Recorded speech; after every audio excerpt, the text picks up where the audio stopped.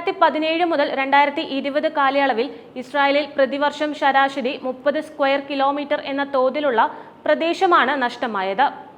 ഇസ്രായേലിലെ ബീച്ചുകളുടെ 78% പ്രകാശ മലിനീകരണം നേരിടുമ്പോൾ ചില നഗരങ്ങളിൽ രാത്രികാലത്തും അതിഭീകരമായ പ്രകാശ സംവിധാനങ്ങളാണ് ഉപയോഗിക്കുന്നത്. ഇതോടൊപ്പം തന്നെ കാട്ടുതീ സംഭവങ്ങളുടെ തോതും തീവ്രതയും ഉയർന്നിട്ടുണ്ട്. 2015 മുതൽ 2021 വരെയുള്ള കാലയളവിൽ രാജ്യത്തിന്റെ മെഡിറ്ററേനിയൻ മേഖലയിലുള്ള വനപ്രദേശങ്ങളുടെ 500 സ്ക്വയർ കിലോമീറ്റർ വരുന്ന പ്രദേശങ്ങൾ ഒരു തവണയെങ്കിലും കാട്ടുതീക്ക് വിധേയമായെന്നും റിപ്പോർട്ടിൽ സൂചിപ്പിക്കുന്നുണ്ട്.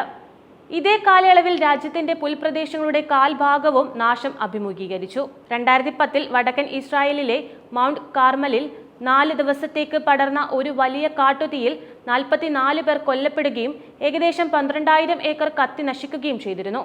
അതിൽ ഭൂരിഭാഗവും വനപ്രദേശമായിരുന്നു. അതിനുശേഷമുണ്ടായ ഏറ്റവും വലിയ കാട്ടുതീയാണ് ഇതെന്നാണ് വിലയിരുത്തൽ.